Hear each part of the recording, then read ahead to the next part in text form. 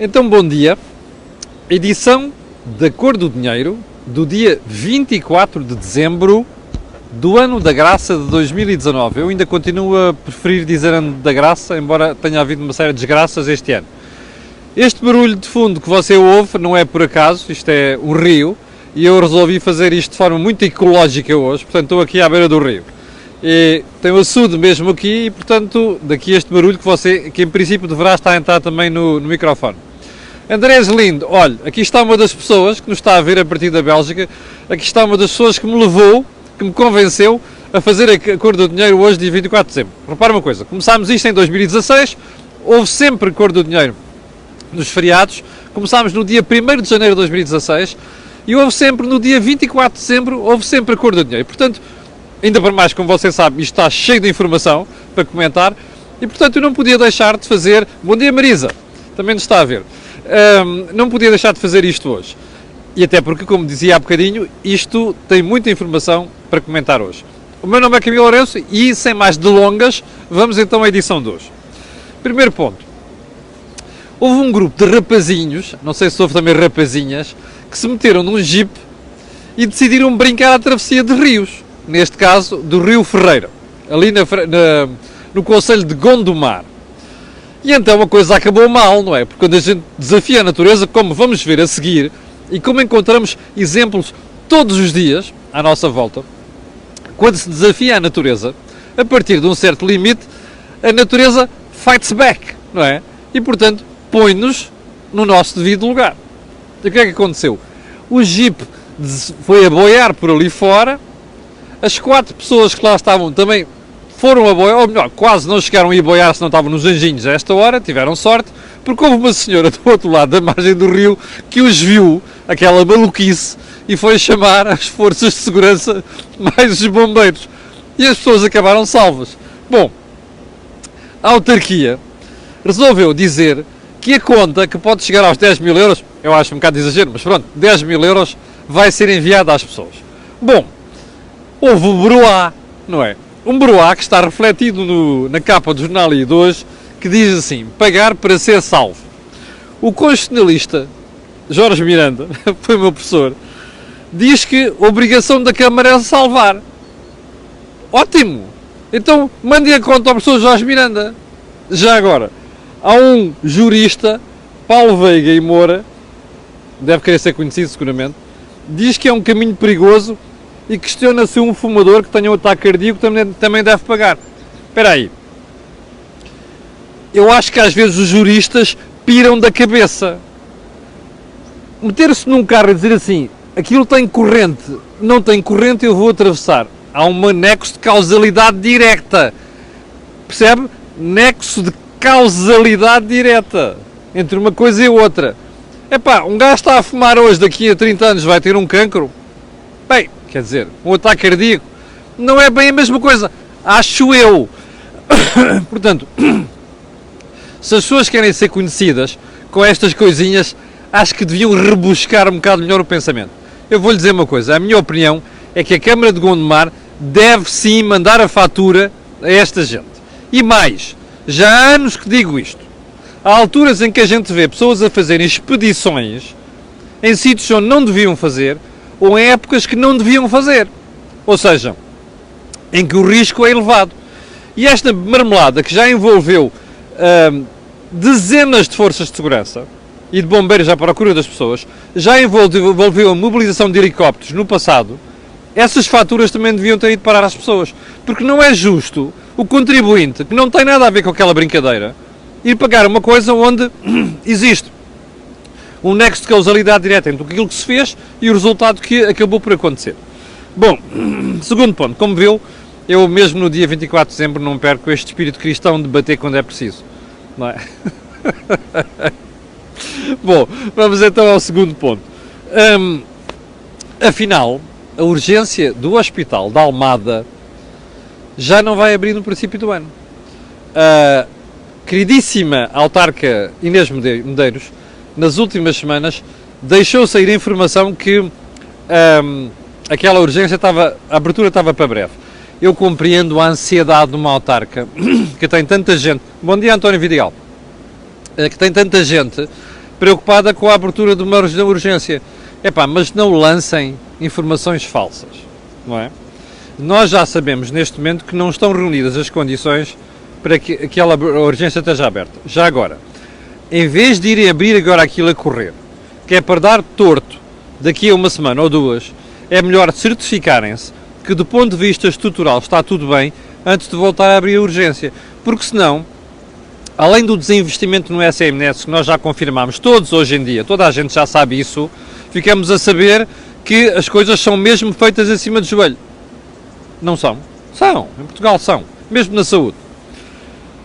Terceiro ponto. O Governo quer avaliar a venda daquelas 6 barragens da EDP uma a uma.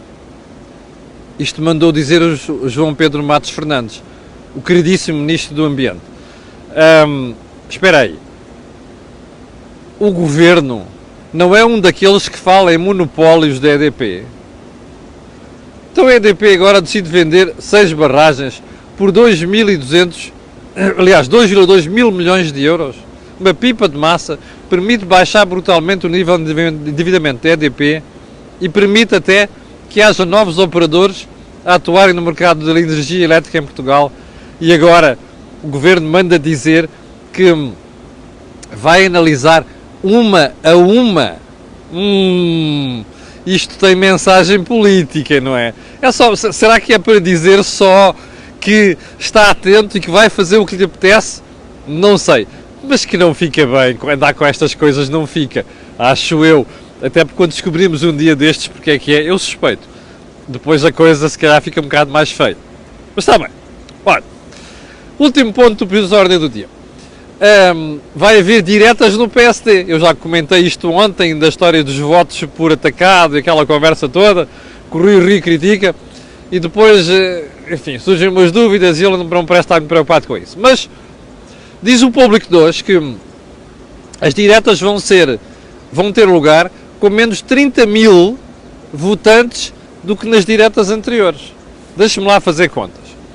Então, nós somos governados em democracia, não é? Vivemos em democracia. E uma das preocupações que nós temos é garantir que há maior participação de pessoas naquilo que são os atos eleitorais. Eu não sei se a malta à volta do PST já percebeu, mas vai-se eleger um candidato a primeiro-ministro com menos 30 mil votos do que em eleições anteriores. E isto começa a dizer muito mal da democracia. Não é só no PST, é nas eleições em geral e noutros partidos também. Repara, cada vez menos pessoas elegem uma pessoa importante para os destinos do país. Olha, em Inglaterra aconteceu isto há pouco tempo, que é para não dizerem que é só em Portugal, não é? Com Boris Johnson. Isto não é muito bom para a democracia, digo eu. Então vamos lá à agenda de hoje. Ontem estava a ver o nosso ministro João Pedro Matos Fernandes a celebrar os 70 milhões de passageiros transportados pelo metro do Porto e portanto uma efeméride que merecia a presença do ministro e tal, e não sei o quê, e anúncio de mais umas verbas e não sei das quantas, e a ficar assim a pensar, epá, espera aí, aquele tipo não devia estar ali no Mondego, no Baixo Mondego, a visitar aqueles diques fantásticos, mais as obras de manutenção que não foram feitas, não sou eu que digo, é a Ordem dos Engenheiros, não? Espera aí, era populismo, espera, então o populismo não é o quê? Andar a celebrar ali 70 milhões de passageiros do metro do Porto? Bom, onde é que eu quero chegar? Você, quando foi dos incêndios de 2017, tinha um primeiro-ministro que naquele dia não se tinha pirado, mas uns dias depois pirou-se, ainda os mortos estavam quentes, percebe? E ele pirou-se de férias. Mas depois teve um Presidente da República que apareceu ali, a correr por todo o sítio, inclusive com o carro a passar por entre fogos perigosos e não sei o quê, num claro sinal de populismo. E depois tivemos incêndios dos anos seguintes, onde tivemos, aliás, onde se provou que a proteção civil em Portugal, se funciona, funciona mal. E às vezes não funciona. Eu, pelos vistos, tiro duas conclusões do que está a passar. Em primeiro lugar, continuamos a ter um Primeiro-Ministro ausente. Ainda não vi lá, não é? Não vi lá e noutros sítios. Continuamos a ter um Ministro do Ambiente que prefere ir às televisões, que não é nada de mal ir às televisões, mas e celebrar 70 milhões de passageiros do metro do Porto em vez de estar no terreno, não é? Isto temos um Presidente da República que das vezes anteriores aparecia em tudo quanto era sítio esbaforido e agora não aparece. Bom, só uma pergunta. Isto é porquê? É para não serem acusados de populismo? Ou têm receio que a malta num local diga assim, incompetência, está a ver? Alguém aparece lá uma mania e fazer assim, então, foram feitas obras de manutenção nestes diques? Se calhar é por isso.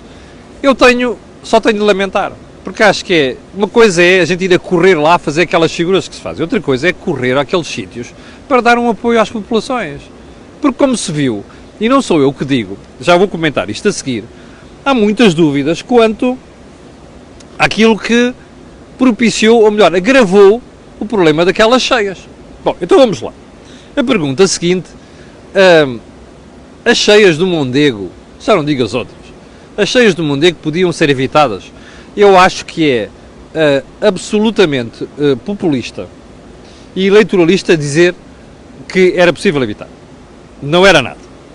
Aquele tipo de pressão e de fenómeno natural não é normal, excedeu largamente aquilo que era habitual em Portugal e as consequências foram evidentes e óbvias.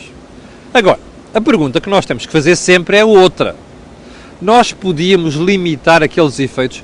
Eu isso não tenho a mais pequena dúvida. E nem preciso que a Ordem dos Engenheiros me venha dizer isto. Bom, mas a suportar essa afirmação, a Ordem dos Engenheiros veio dizer... sim, está aqui só a dizer a Ministra da Agricultura fará distribuir afetos. Pois, quer dizer, mas não é a Ministra da Agricultura que devia lá estar a enfrentar aquilo. Mas o que eu ouvi a Sra. Ministra Maria do Céu, não sei quantos, ouvia hoje de manhã na televisão, aquilo não foi uma mão cheia de nada. Aliás, eu até me fico a perguntar se o senhor percebe o que é que está em causa na agricultura, mas enfim.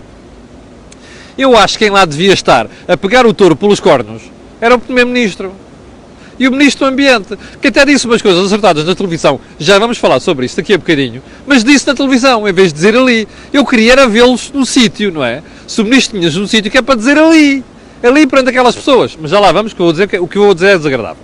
Bom, mas dizia eu, a questão aqui é que a Ordem dos Engenheiros diz que aqueles diques e as obras de manutenção de toda aquela estrutura não existiram, ou então foram deficientes. Você está admirado? Não esteja. Diga-me uma coisa. Onde é que estão as verbas para gastar a manutenção? Está no superávit do Mário Centeno. Não sabia. Bom, eu já lá vou, porque há mais coisas do que o superávit do Mário Centeno que deviam estar a ser gastas nestas coisas. Já lá vou. Bom, então o que é que eu queria dizer sobre o nosso querido Ministro João Pedro Matos Fernandes? É assim. Ele estava a ser entrevistado pelo meu colega João Fernando Ramos ontem à noite, uma belíssima entrevista, vá ver, na RTP3, e às tantas, o Ministro do Ambiente diz assim, bom, aquilo de facto, aquele volume de água excedeu aquilo que é o limite da tolerância. Bom, quando eu andava em eletrotecnia, uma das coisas que dizia era assim, a carga de segurança é igual a 1/3 da carga de ruptura. Bom, aquela água que passou ali nos diques do Mondego ultrapassou largamente o limite tolerável. E, portanto, aquilo aconteceu inevitavelmente. Mas a questão não é esta agora. A Ordem dos Engenheiros diz que aquilo aconteceu, também, melhor, aconteceu daquela maneira porque não foram feitas obras, ou então as obras ficaram aquém do que deviam ser. Mas o que é interessante aqui é ouvir o Sr. Ministro da televisão dizer uma coisa muito importante. Bom, o que aquelas pessoas vão ter que começar a pensar é ser realojadas, ou melhor, saírem dali. Ora, nem mais. A gente vê aqueles diques e pensa assim, espera aí, quantos sítios no mundo nós conhecemos onde os diques não aguentam? Quando há situações extremas. O que é criminoso aqui é deixar as pessoas construírem casas, fazerem aldeias, extensões de aldeias, colocarem empresas em zonas chamadas de leito de cheia. Toda a gente sabe o que é um leito de cheia. Aquilo é zona de aluvião, sempre foi. Nos anos 70, os malucos humanos que acharam que podiam fazer umas coisecas e então recentrar o leito do Mondego. Dá bota. Dá sempre bota um dia qualquer. Não vale a pena. Reclaimed land. A natureza um dia chega lá e diz assim, eu quero reclaim isto de volta. Está a ver? Olha, é na costa, com os diques, com aqueles paradões, não sei das coisas. Tudo uma estupidez. A natureza vai lá e vai buscar aquilo de volta. As pessoas não aprendem. Agora, eu gostava de ter visto o querido João Pedro Matos Fernandes dizer isto ontem ali àquelas populações, porque elas é que têm que ouvir isto. Eu gostava de ouvir dizer isto perante os presidentes de Câmara, dos concelhos e das zonas afetadas. Porque essa malta é que precisa de ouvir aquilo. Não é só dizer na televisão que está longe da população, não é? E se pode dizer coisas desagradáveis, porque isto é uma coisa desagradável. Dizer às pessoas, vocês não vão poder continuar a viver ali, porque um dia ficam com água por aqui, não é? E aquilo é um cemitério coletivo. Então, vocês não podem continuar a achar que que a água nunca vai lá chegar, e depois semearem a torta e a direita, agora vir dizer assim, olha, agora vamos buscar uns subsídios para aquilo. Está a ver? Isto é o problema. Agora, a gente precisa ter governantes a dizer estas coisas. Já agora, para a pessoa que diz assim, a senhora Ministra da Agricultura foi lá distribuir afetos. Eu gostava de ter visto a senhora Ministra da Agricultura dizer isto, que disse o João Pedro Matos Fernandes, ontem na televisão. E já agora, se calhar ela não sabe, não é? Digo eu, ou não percebo nada daquilo. Pá, enfim, não faço ideia, mas, quer dizer, estar a fazer estas coisas, este tipo de declarações, não, é preciso ir lá e dizer isto às pessoas, não é? Você recorda-se nos anos 80, quando o Carlos Pimenta, que era secretário de Estado do Ambiente, do Cavaco Silva, começou pela primeira vez com a história de acabar com as barracas na Ria Formosa. Lembra-se do que foi? Um broá, não é? Lembra-se quando foi da Fonte da Telha, ao pé da Costa de Caparica? Outro broá. Este é o broá que a gente tem sempre. Mas repare, não pode ser. Nós temos de ter a coragem de dizer isto às pessoas. Perde-se votos? Perde. Mas é por isso que nós elegemos governantes, não é? É para dizer coisas difíceis. Por dizer coisas fáceis, qualquer idiota diz, não é? Chega lá, promete mundos e fundos. Não é assim que se governa. Bom, voltemos aos SMS da Proteção Civil. Ontem deixei aqui uma suspeita. Desculpa lá, é defeito de jornalista. Deixei uma suspeita. E a suspeita era que aqueles SMS não tinham saído, não é porque o governo tivesse muita informação para dar, não é? Basta dizer assim, meus amigos, pirem-se daí, senão morrem. Chega, e chega no SMS. Não, é que os SMS não saíram porque não havia pessoal na Proteção Civil. Epá! Está a ver? Onde é que está o superávit de Mário Centeno? Está aqui. Ou seja, não se gasta nisto. O Centeno apresenta superávites. Isto é populista? Não, não é. Porque o Centeno apresenta superávites porque não investiu o suficiente, porque tirou dinheiro ao SNS, que lá devia estar. É educação em companhia limitada. Mas já lá vamos ao superávit do Centeno, ok? Já lá vamos. É só para vocês ficar a saber. O que o dinheiro dos SMS, aliás, dos SMS que não houve porque não houve investimento. Percebe? Já agora, deixa-me fazer uma pergunta. Você, 2017, ok? 2018, mais esta. Você é uma pessoa, você como cidadão, sente-se seguro com a proteção civil que tem em Portugal? Eu não tenho. Eu não me sinto. Eu vou-lhe dizer mais uma coisa. Em situações de tragédia, depois de ver o que eu vi na quinta-feira à noite, em que o meu carro acabou no fim de uma estrada com água à frente, com sinais que mal se viam, percebe? Vou-lhe dizer uma coisa. Eu vou ainda precaver mais como cidadão, evitar confiar na proteção civil que a gente tem. E já agora não sou só eu. Nas últimas horas, depois de eu ter feito a crítica aqui ontem, já ouvi vários autarcas, inclusive a autarca do Porto, e eu acho que teve toda a razão desta vez, não é? A criticar o momento em que se foram avisados, as pessoas foram avisadas, as câmaras foram avisadas e AB4. Ou seja, o país foi apanhado de surpresa por isto. Não obstante, todos os avisos que o IPMA e instituições do género fizeram em relação às consequências que poderiam vir para Portugal. Mas pronto, sobre isso haverá tempo para falar nas próximas semanas. Bom, vamos lá despachar isto, já estamos para quase com 19 minutos. Bem, então vamos lá ao Mário Centeno. Ontem o Fanamento apresentou um superávit de 1% do terceiro trimestre deste ano. Bom, lá teve o cuidado de dizer que no quarto trimestre isto vai ser tudo comidinho, porque você sabe qual é o problema, não é? Olha, despesas do último ano, mas não só. O mais importante é despesas com o 13º mês dos funcionários públicos. E agora, a questão é, primeira pergunta, é fantástico, não é? Não. Porque este superávit é o que não se pagou no SNS, é os atrasos a fornecedores e coisas do género. é a falta de investimento, que continua abaixo do investimento do Passos Coelho, ou seja, da Troika, imagine só, continua abaixo. Está a ver? O superávit está aqui. O superávit está no SNS. Nos 3 anos de consulta de espera por uma consulta e cirurgia dos obesos, como vinham ontem na televisão. Percebe? Nos adiamentos das consultas oncológicas, como ontem eu vi uma médica contar-me pessoalmente, do hospital dela. Percebe? O superávit está aqui. O superávit está no facto de estarmos em dezembro e haver escolas onde não há professoras. Os alunos nunca tiveram aulas, está a ver? O superávit está no facto de não haver auxiliares nas escolas. O superávit de Mário Centeno está aqui. E eu estou indignado com isto, porque aparece um Ministro das Finanças a fazer esta figura, está a perceber? E a contar histórias sobre superávites orçamentais. Superávites coisa nenhuma. Superávites resulta de poupanças em áreas que não se devia poupar. Está a perceber? Ainda para mais com o argumento de que a austeridade acabou. Ou seja, o momento que nós estamos a viver neste momento é um momento onde não devíamos ter este tipo de preocupação. Não devíamos estar a falar destes assuntos hoje em dia. Portanto, o superávit do Mário Centeno está aí. Fantástico, pá? Não. Bom, ponto seguinte. Há sinais negativos na discussão orçamental. Para aqueles que não viram a entrevista que o Joaquim Miranda Sarmento deu à Cor do Dinheiro na quinta-feira da semana passada, eu recomendo que vão lá ver. Está com um brutal número de views, vão lá ver. A uma certa altura, o Joaquim Miranda Sarmento diz uma coisa que ontem finalmente o Mário Centeno reconheceu. Olha, a receita de IRS não está a correr muito bem. A receita de IRC está a cair. Atenção. Bom, do IVA está acima. Pois está, é o consumo, que é um aspecto preocupante. Já agora uma coisa. Está a perceber porque é que o Governo está tão borradinho de medo em relação ao Orçamento de 2020? E com a execução de 2020? Está aqui. Já agora uma coisa só. Em relação à história do superávit, o Centeno diz que vamos chegar ao final do 4º trimestre com um déficit 0,1. Não vamos nada. Apostadinho aqui, eu virei com uma cordinha ao pescoço e pedi desculpa se me enganar, ok? Eu ando a dizer desde a primavera, você este ano vai ter um superávit. E vou-lhe dizer mais, vamos fazer esta leitura no dia 26, ok? Está prometido. Dia 26 de dezembro.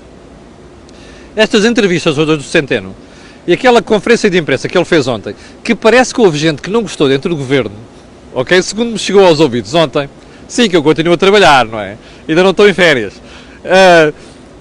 Houve gente que não gostou dentro do Governo. Isto quer dizer alguma coisa. Guardamos isso para dia 26, ok? Fica o teaser para o dia 26. Entre outras coisas, isto e a história da saúde. Bom, então, ponto seguinte.